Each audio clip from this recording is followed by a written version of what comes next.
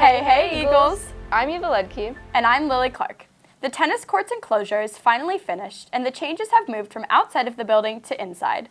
This semester, both the Sustainability and Green Clubs have made the addition of compost bins in the cafeteria. In America, 119 billion pounds of food are wasted every year.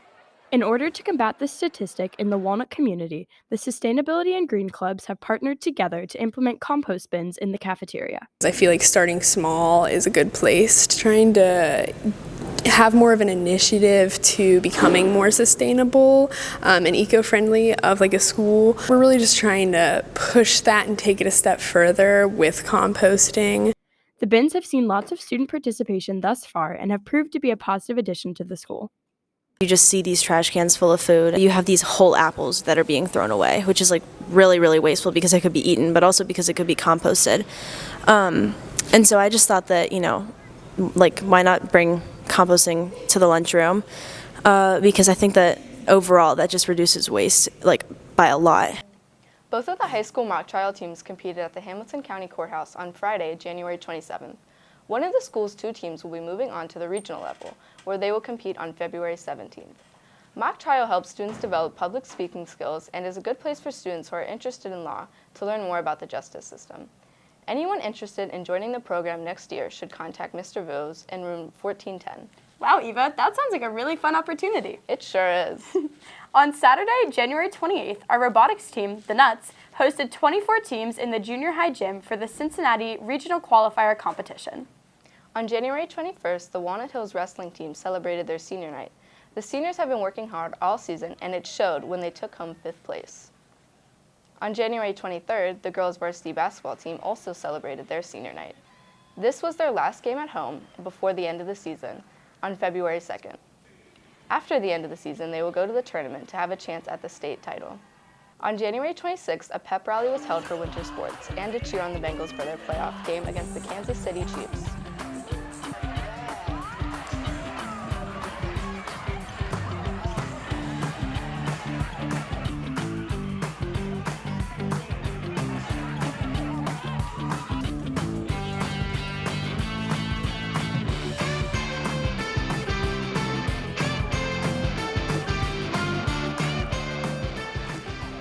Over the course of the second semester, the theater department will be putting on 3 productions: the senior high musical, Carrie the Musical, the senior high play, Puffs, and the junior high musical, 42nd Street.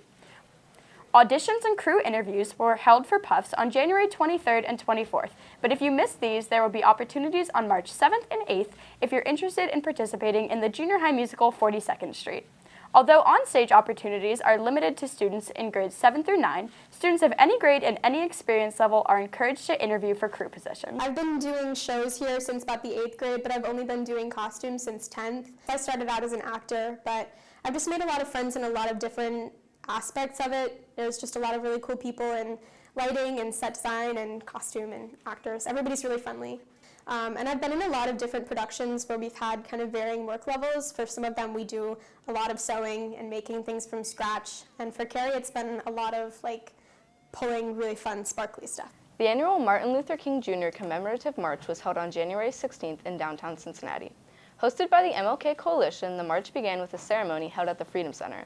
After hearing the speakers, participants walked a mile down Vine Street to Washington Park, where a second ceremony was held along with a performance at Music Hall.